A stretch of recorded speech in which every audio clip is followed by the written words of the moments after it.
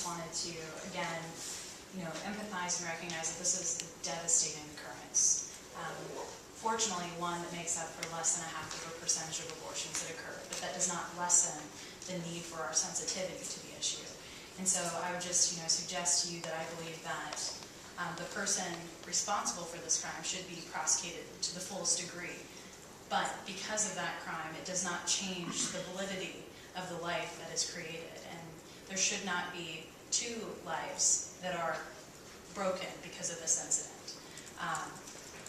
I would advocate, and again, talking to Rape Crisis Center directors, they advocate that the earlier that the procedure takes place, the better. Because we all know, anybody who's watched a woman go through pregnancy, anybody who's gone through a pregnancy, you know that as the child in the womb is growing and you are growing, you're growing together, both emotionally and physically. So I think that there wouldn't be many people in this room that wouldn't advocate for an early occurrence in this type of circumstance. And this legislation, the very most opposition, claimed that this could be at 6 weeks or around that time. I think that a woman who's been through such a horrific event knows very quickly what type of decision she wants to make. And we would just advocate for that and, again, promote education and providing opportunities and, things that we can do from a policy perspective and that we have done. I was happy to increase Rape Crisis Center funding for these specific purposes, but I don't want you to think for a minute that we're not highly sensitive to the issue. Should follow up.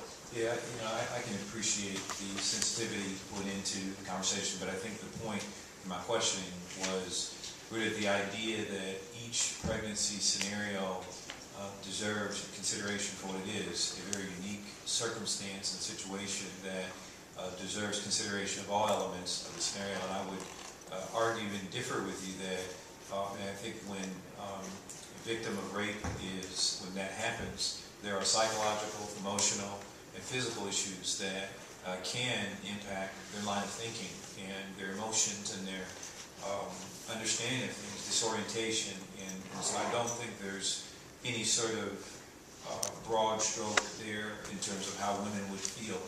Sorry to carry on, I'll go into my next question. And that's, you talk about it in the bill, and that gets at the health of the mother. And in your testimony, you indicated that, this is about human rights as opposed to health. And again, I differ with you on that thought. And in your bill, you say that I'm reading the analysis, just the easier part to find. In the analysis, Mr. Chairman, it says that provides for a physician that is not, provides that a physician is not in violation of the above prohibition if the physician performs a medical procedure designed or intended to prevent the death of a pregnant woman or prevent a serious risk or substantial or irreversible impairment of the major bodily function of a pregnant woman. Now, in my experience with pregnancy, I have 2 children. Obviously, I didn't have the 2 children. My wife did. I was there. Saw it all. Going through that experience, I can recall a scenario where the child in the womb had a different blood type than my wife, and I'm not sure I'm saying this exactly correctly, Mr. Chairman, so forgive me if I get the terminology wrong. Please don't send me a bunch of letters saying you messed that up. But if I remember correctly, my wife had a blood different type than the child, and the child and my wife's blood type were in conflict and were creating an illness and potential toxins with her. And she had to get, I believe it was shots or something to sort of counter that. But I remember the doctor telling us, but it may not work. And there could be some situations, and we don't know.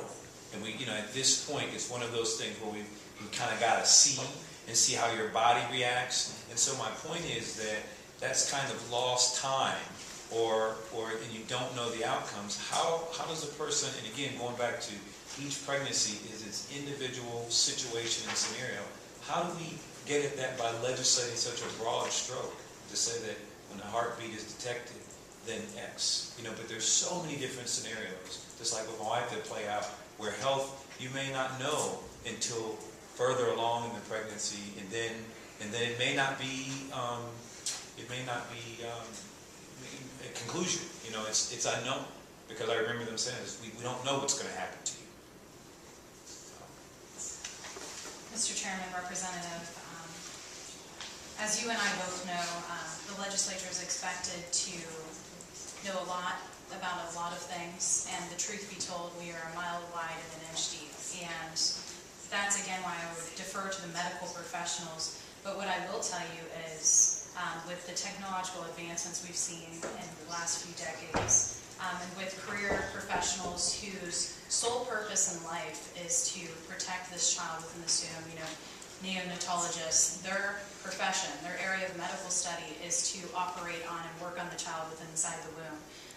And again, not trying to be insensitive to your particular situation, but we do have to build an exception if there is substantial or irreversible harm going to be caused to the mother, that this would be something that was a choice for her at that point.